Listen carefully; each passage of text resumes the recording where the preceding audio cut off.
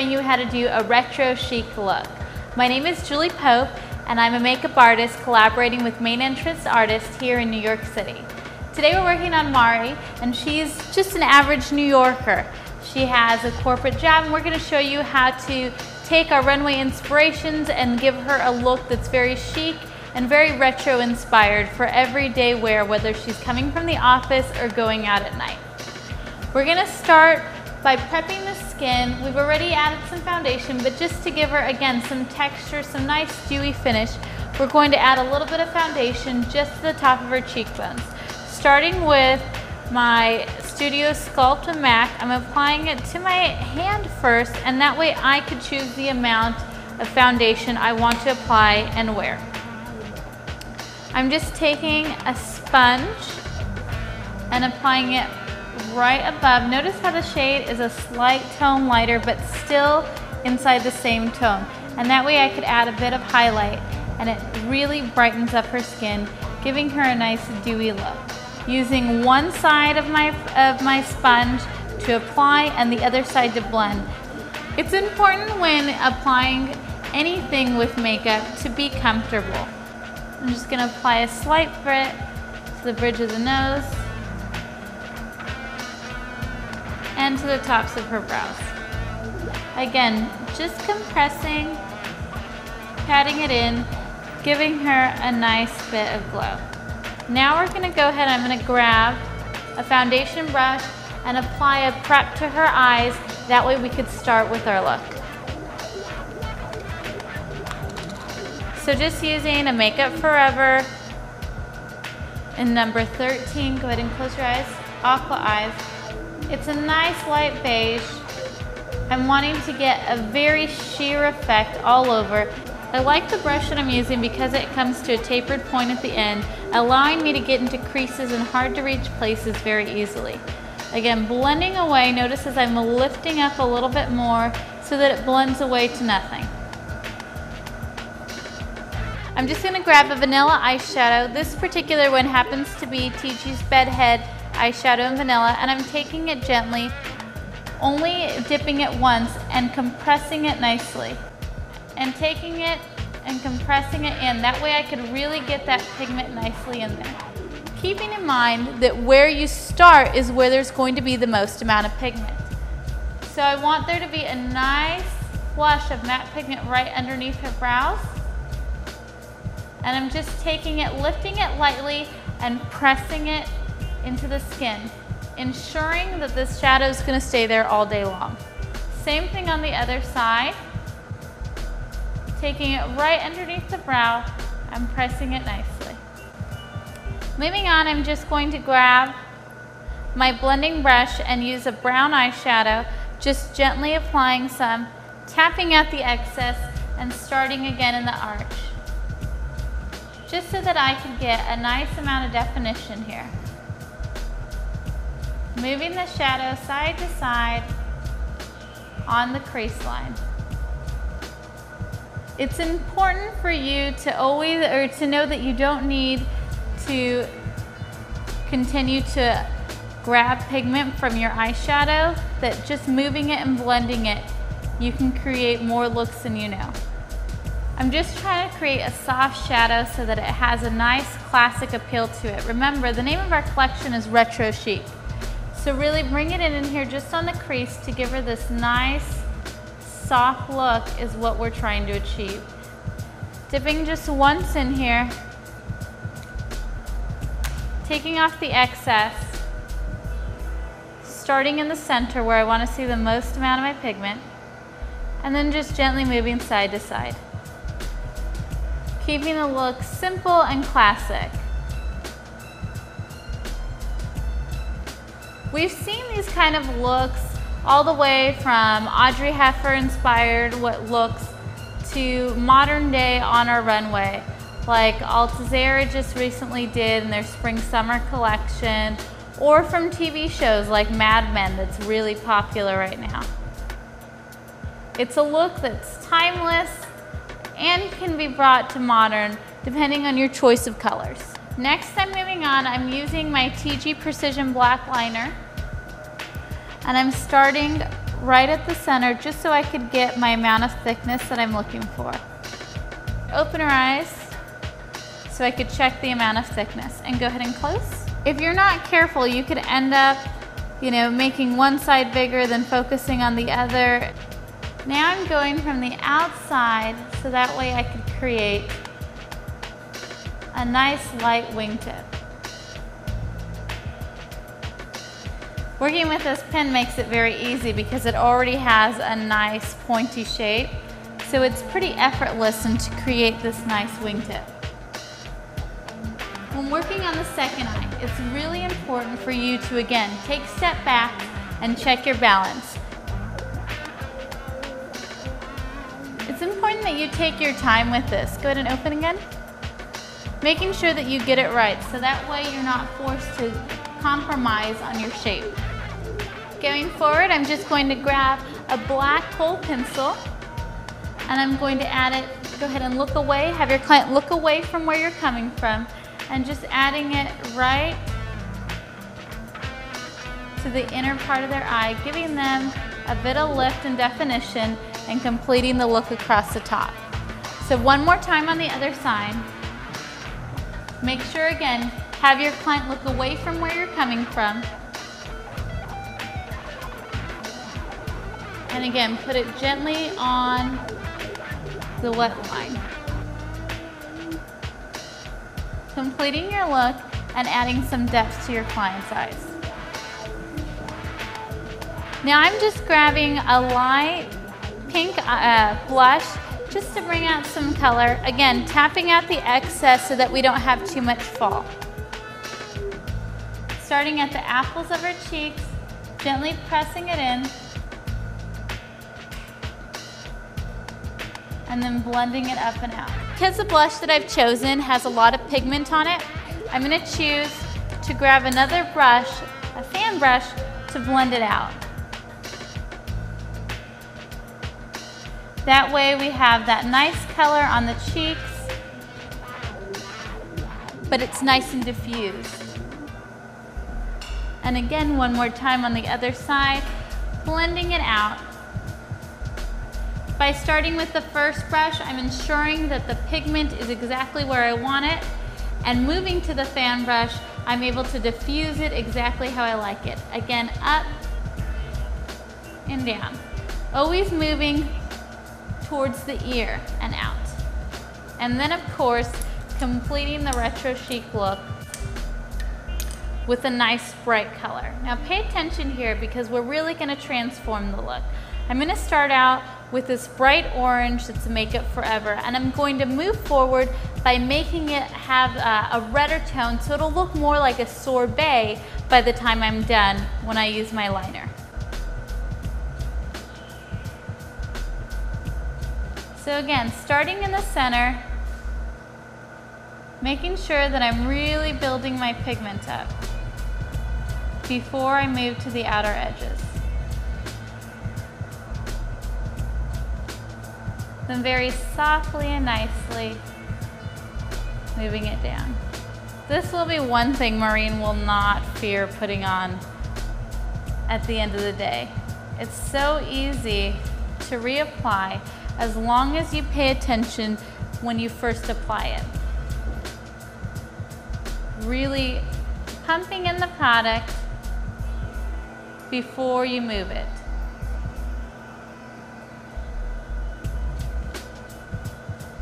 And on the top lip again, we could already see how this is brightening up the look. Again, don't be afraid to be very liberal with this color. Notice how I'm pumping it in, meaning pressing it so that way the pigment really gets into the lips. And then smoothing it out. You see how this color definitely changed the tones in her skin and her cheeks. It really brought different things out.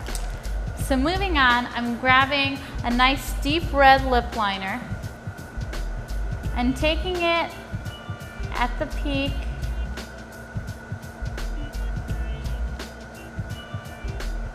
and moving down to start to transform this color.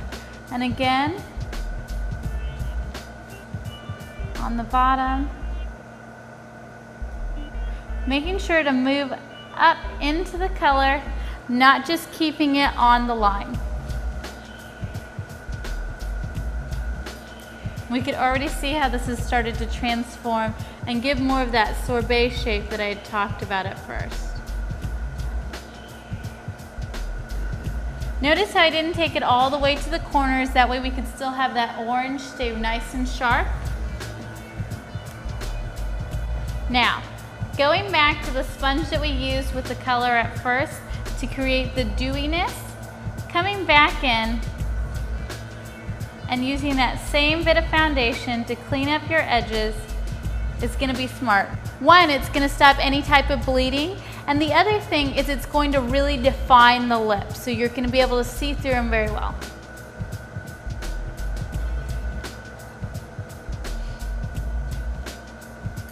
So again, open, and we're just gonna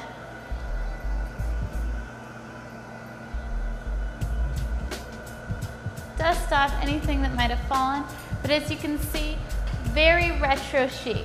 It's nice and inspired from everything from the runway, modern day TV shows, and of course our history. Thank you, and this is our retro chic look.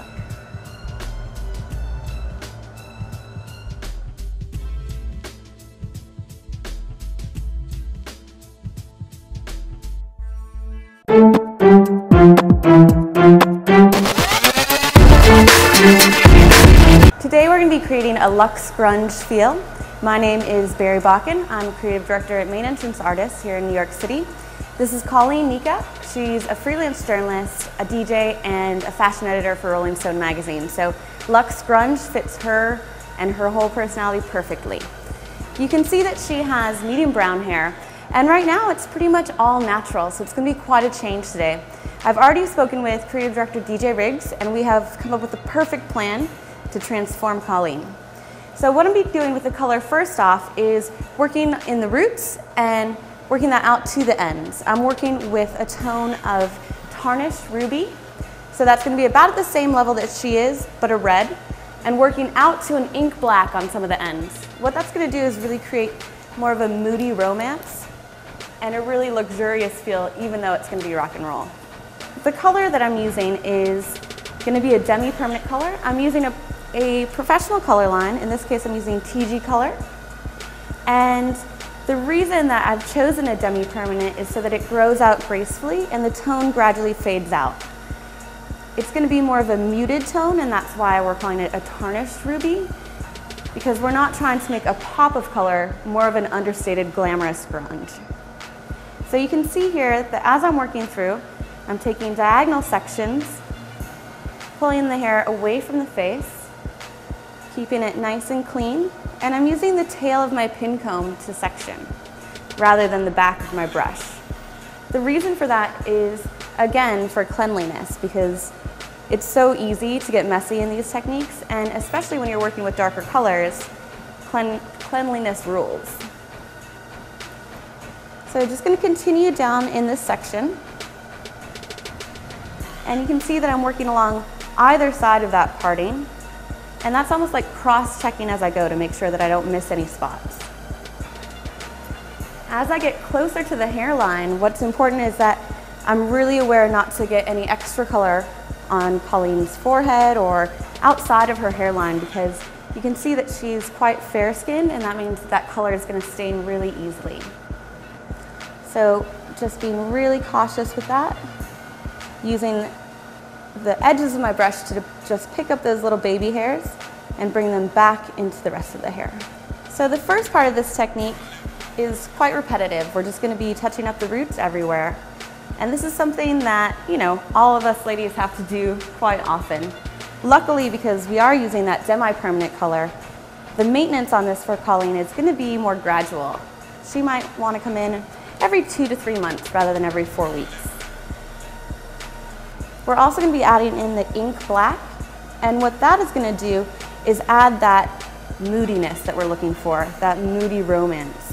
We're going to be working the black on the underneath of the hair and on the ends.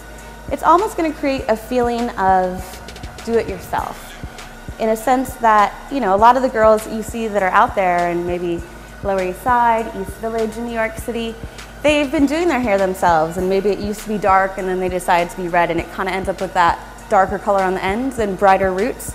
We're recreating that, but in a professional way, in a way that's a little bit more polished, and that's what's bringing the luxury to the Luxe grunge. All right, so that section is now complete. Gonna repeat the same thing on the opposite side. Just gonna comb that hair out of my way, making sure I'm not combing from the roots, but only combing on the dry ends.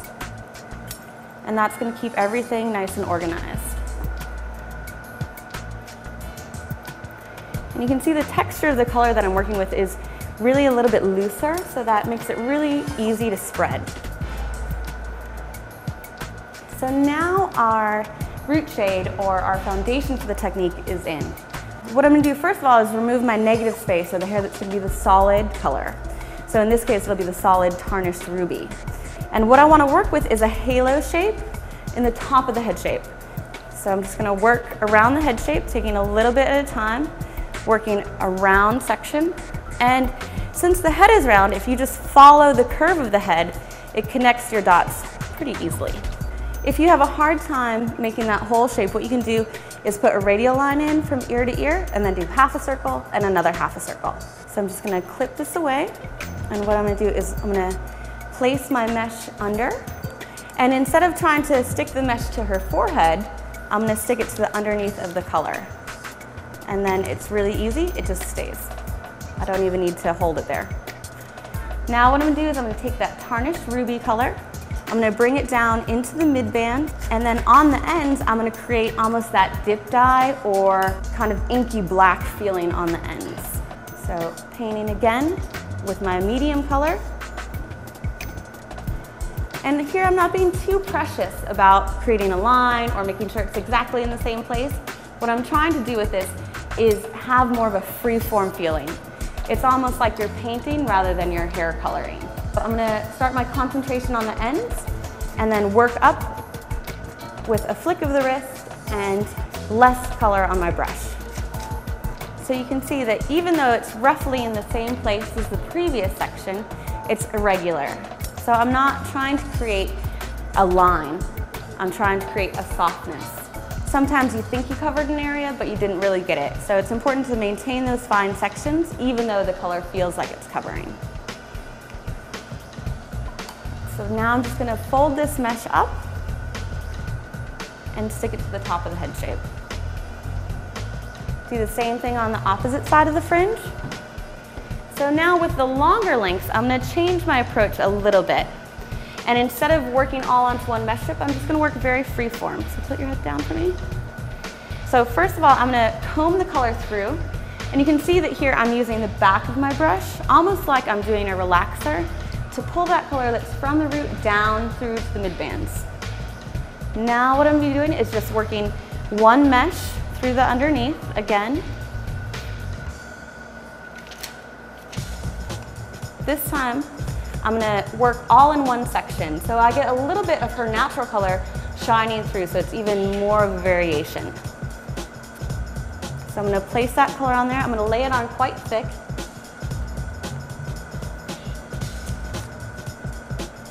What I wanna make sure that I do is put enough color in so that it maintains that inky black feeling through the ends, even though it's gonna be shorter. So I'm gonna comb that color through, and you can see it's just spreading really easily. And now what I'm gonna do is actually work with a cutting comb, and I'm gonna paint the black on the ends of that comb, on the teeth of the comb. And this is gonna give me more of a stained effect rather than a solid color. And I'm just gonna work from where I stopped the ruby tone and work that down into the lengths and ends. And you can see that that's really picking up a little bit more irregularly, but that's what I'm looking for.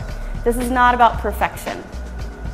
All right, so we've used that combing technique all around the perimeter, and now I'm just gonna lay another mesh over the top to protect this color. So you can just layer it right on like that. Work that on each section. Negative space, like we've talked about before, is the hair that you're not coloring or you're not putting the placement in. And this is a really important area to work on and to remember where to place it. We're working through the top with the negative space because Colleen is going to have more of a layered look as an end result, and we want to stay away from having a lot of placement in those layers. So I'm just going to work that ruby, the tarnished ruby, through with my hands and the brush, and then comb through it as well so I can make sure it's really saturated. And that's how I'll complete the technique, is this whole halo shape is the tarnished ruby. So here you can work a little bit larger subsections because you've already done the color at the root, and you can again work the color out from the root area using the back of your comb.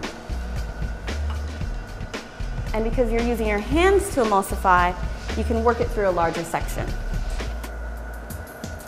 Last subsection here. Again, just pulling everything back and away from the face. These techniques can tend to get a little bit messy, so it's good to have a plan of attack. In this case, working on the perimeter first, up to the top.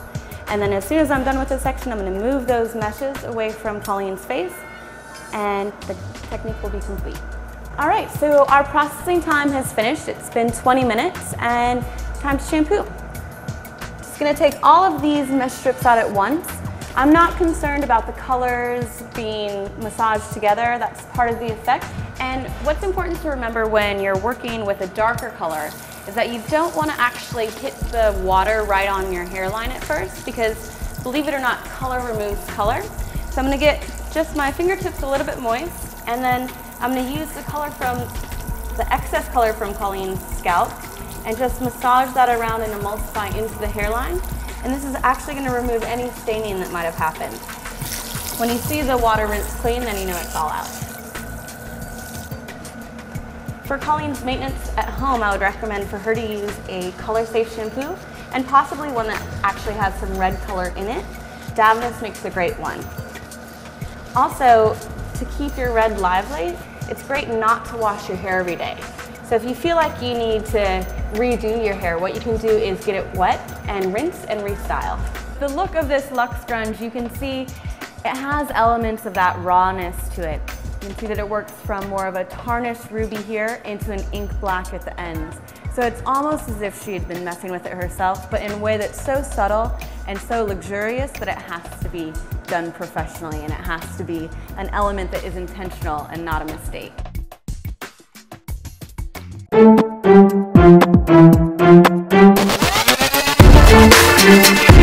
I'm talking with DJ Riggs here at the Benz show, and what are we seeing as far as hair goes for the show? All right, so right now the influence is really taking place, kind of tapping more so into the Warhol experience, kind of taking like his cronies, what they call the Warhol All-Stars. So a little bit with the look, you can see it's a bit quirkier, a bit more tossy, but then also kind of adding elements of the past, like Elizabeth Taylor, kind of Debbie Harry texture, Elizabeth Taylor coif look, but still kind of making it a tad bit messier. First with dry shampoo, then we're going to finish with the Work It spray. So that way we have like the different elements of it. Alright, so now we're just going to go in. Where's my right foot? No, it's right there. There we go. Take that, and we're just going to just back combing at the roots. And the thing is, remember, we have to really make sure we build a nice strong base with it. And then you can see with the front how it falls and it creates that more of a silhouette. And then we're just going to kind of work that all the way around. And then we go back over it with dry shampoo on the roots. And you'll notice what it does. As you can see with this one here, it creates more of the white effect. You know. Nick, can I see your model's face really quick? You see what he did with the roots, so it creates that type of feel right there. So right now you guys can see we just kind of prep the hair with the dry shampoo to really get this more of a kind of like really ruffled up texture a bit more. We're just going to continue working through the shape. Robbie, I'm just going to pass you as I'm working, just pass you some hair in the front. And really making sure you get quite nice and tight, because really when we brush it out, we really want this to kind of withstand. So we don't want it too big because the girls are going to be actually on the platform. So it's really key to think about how is the model going to be viewed, you know, how it's going to work with the clothes. You don't want the hair to be so high to where it takes away from kind of what's happening, but you don't want to kind of underdo it and then all of a sudden it freaking falls on you. Then you're like, oh man, what the hell? So now we're almost getting to the last bit of it, and then we'll start to brush them out. when the comb has these little ridges that helps to grab a bit more hair. And then I'm really like powering down to really get that nice base in the front and in the back. And just kind of continue working it. But you notice how loose it is on my hand, so it creates the bend that you start to see in it. So that's what kind of helps with that. And then we get to the last bit. We'll turn it to the side so you can see that. So first on the top. You know, for us, it's like all about really making sure it looks quite wonky. If it looks too, you know, too contrived or too literal, it just kind of just takes away from the whole theme of what Chris really likes, you know. And with Chris Benz, anyone that's been following him, he always has this sense of character about himself that's serious but eclectic. You know what I mean? It's not something where he doesn't look like the guy you can approach, you know. He looks like the guy you want to know what his life is like at home. So I think this would be some people that would hang at his studio, you know. So we're really just getting in there in the last bit. Same thing. Starting at the base, working ourselves all the way up. And then once we get right there, now we're just going to spray this all around with a bit of the working spray. It kind of adds a bit of the whole fuzz.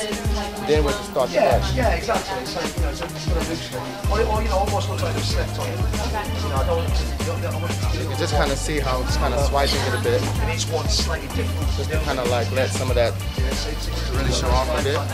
So, just to get rid of some of the hair, we're braiding it in this area as well. But you can see if it creates too much looseness with it, we want to make sure that we compile it a bit more. I think with here, she has shorter hair, so I'm going to give us a little stronger of a base. So now you see, just by doing that little bit, now we get a bit more better of a hole. There we go. In the mirror though? There we go. So you can see just as much spray and hole as we can, but to keep that looseness. And all this stuff, we're gonna just start to bend into place.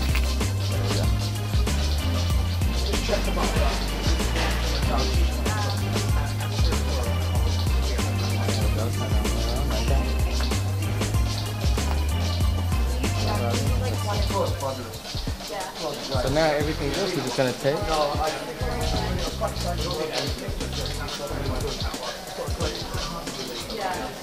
and then just start to grab and pin. Kind of just creating a bit more of that matteness to it.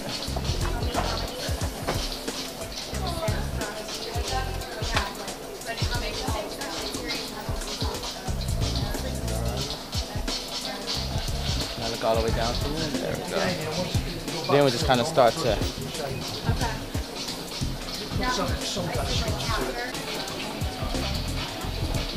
Maria, you know what you're going to do with that? So give me that one. And then just kind of let some of that wigginess, some of the texture show off. Otherwise, it'll be useless to hot roll it if you don't let some of that show off. So you can see just kind of at the underneath, just taking the spray, just kind of bobby pinning that underneath. You got your next one, DJ? Yeah, you can get me another one. Yeah, cool. Yeah. Actually, where's the black girl? Did she had her hair tightly rolled? I mean, to start working on her. This way. Yeah. Spray. So we're working quite fast because, you know, it's 30 models all together. Yeah, perfect. Look up for me. Rat tail. Then we're just gonna lift up at the roots. So this is the TG Catwalk Sessions dry shampoo. Just gonna spray it on the roots.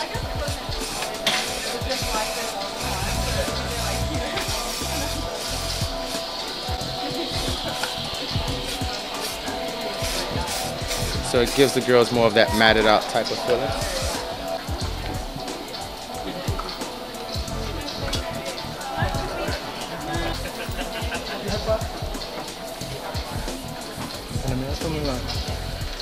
Quite beautiful. There you go.